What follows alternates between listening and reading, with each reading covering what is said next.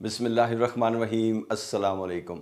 Manchester की वो मखसूस ओवरकास्ट ग्रे मॉर्निंग जहां बादल ज़मीन को छूने की कोशिश करते हैं और एक हल्की सी बूंदाबांदी विंडशील्ड पर दस्तक देती है। बाहर का दर्जा हरारत शायद 10 या 12 डिग्री होगा, लेकिन गाड़ी के अंदर बैठे हुए उस शख्स के जहन में एक अजीब सी तपिश है। वो अपनी जैकेट की जिप ऊपर चढ़ाता है और करी माइल या वंसलो रोड की किसी दुकान के बाहर खड़ा हो जाता है। अचानक उसकी नज़र एक पीले रंग के गत्ते के डब्बे पर पड़ती है जिस पर जली हरूफ में लिखा है, प्रोडक्ट ऑफ पाकिस्तान, मुल्तान। ये सिर्फ एक फल नहीं है, ये कोई आम ग्रोसरी आइटम नहीं है जो टेस्को या एस्डा के शेल्फ पर पड़ा हुआ है। ये उन हज़ारों मीलों का सफ़र तय करके आने वाला एक ऐसा जज्बाती पार्सल है जिसमें मुल्तान की मिट्टी की खुशबू, पंजाब की कड़क धूप और उन हाथों का लम्स शामिल है जो शायद अब बूढ़े हो चुके हैं। जैसे ही वो शख्स इस डब्बे को उठाता है, उसकी उंगलियां इस गत्ते की खुरदरी सतह को महसूस करती हैं और एक लम्हे के लिए मैनचेस्टर का वो शोर, वो ट्रैफिक और वो ठंडा मौसम गायब हो जाता है। उसे याद आता है अपना वो घर, वो सहन जहां आमों की टोकरी पर से बोरी हटाई जाती थी और पूरा घर एक ऐसी खुशबू से भर जाता था जिसे दुनिया का महंगे से महंगा परफ्यूम भी मात नहीं दे सकता। परदेश में रहने वाले किसी भी पाकिस्तानी या इंडियन से पूछें, ये चौंसा या अनवर अटोल उनके लिए महज खुराक नहीं बल्कि एक टाइम मशीन है। एक ऐसी टाइम मशीन जो उन्हें सेकंड्स में उस दौर में ले जाती है जब ज़िंदगी सादा थी, जब खुशियाँ सस्ती थीं और जब अपनों के दरमियान बैठकर आम खाने का मतलब सिर्फ पेट भरना नहीं बल्कि रूह को सैराब करना था। लेकिन क्या आपने कभी सोचा है कि ये आम जो आज आपकी टेबल पर सजे हैं, किन किन मराहिल से गुजर कर, किन किन जहाज़ों के कार्गो होल्ड्स में सफ़र करके आप तक पहुंचते हैं। और इस सफ़र में वो परदेसी जो शायद दिहाइयों से वापस नहीं जा सके, उनके लिए इन आमों की कीमत क्या है। आज की इस वीडियो में हम बात करेंगे इस देसी होम सिकनेस की जो हर साल जून और जुलाई के महीने में ओवरसीज़ कम्युनिटी को अपनी लपेट में ले लेती है। हम देखेंगे कि PIA, एमिरेट्स या कतर एयरवेज़ के ज़रिए आने वाले ये पीले डब्बे कैसे एक ख़ानदान को जोड़ते हैं और क्यों बर्मिंघम की किसी गली में आम का एक टुकड़ा खाते हुए किसी आंख से आंसू छलक जाता है। बात शुरू करते हैं उस दौर से जब आपने पहली बार पाकिस्तान छोड़ा था।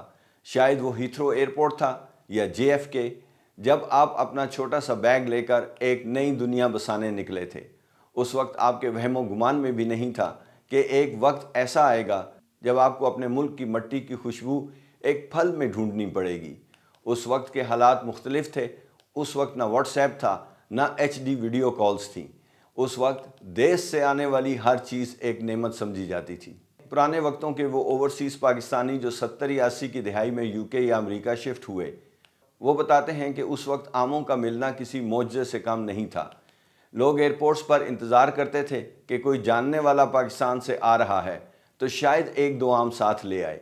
वो आम जो आज आपको हर कोने की दुकान पर मिल जाते हैं, तब वो एक ऐसा तोहफ़ा थे जिसे बांट कर खाया जाता था जैसे कोई मुकद्दस तबर्रक हो।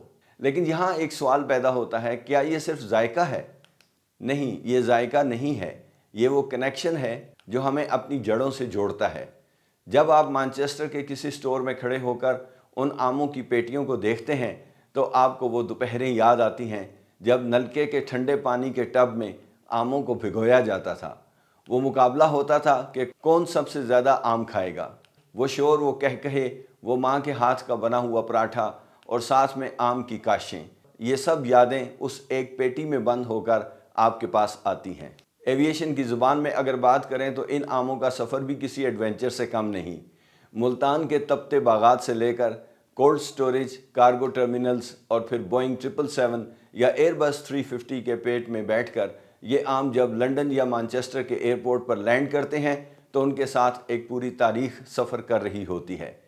अक्सर परदेसी जब एयरपोर्ट पर होते हैं और कार्गो एरिया से गुज़रते हैं तो वो मखसूस खुशबू उन्हें फ़ौरन पहचान में आ जाती है। वो जानते हैं कि उनके देश का तोहफ़ा आम पहुंच चुके हैं। यहाँ एक और जज्बाती पहलू भी है और वो है हमारे बच्चों का। वो बच्चे जो यहाँ पैदा हुए, जो अंग्रेज़ी बोलते हैं, जिनका तर्ज ज़िंदगी वेस्टर्न है।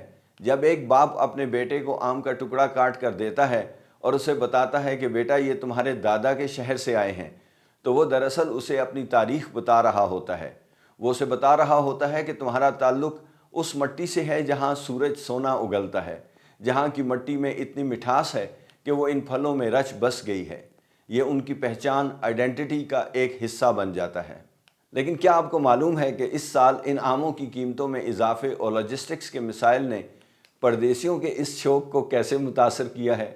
और वो कौन सा ऐसा लम्हा होता है जब एक परदेसी सब कुछ भूल कर सिर्फ अपने मुल्क की यादों में खो जाता है?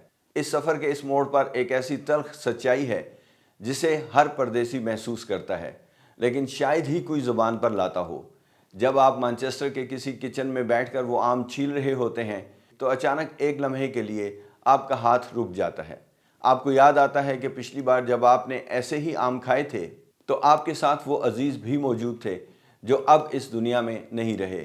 शायद वो आपकी दादी थीं जो कहती थीं, पहले ठंडा होने दो फिर खाना, या वो वालिद साहब जो बाज़ार से वापसी पर साइकिल के हैंडल से आमों का थैला लटकाए घर में दाखिल होते थे। परदेश में आम खाना सिर्फ एक जायका नहीं बल्कि एक खामोश सोग भी है और एक खामोश जश्न भी। जश्न इस बात का कि आप अपनी जड़ों से जुड़े हैं, और सोग उस दूरी का जो आप और आपके प्यारों के दरमियान समंदरों और बरेआज़मों की शक्ल में हाइल है। यहाँ एक बहुत दिलचस्प पहलू लॉजिस्टिक्स और एयरलाइंस का भी है।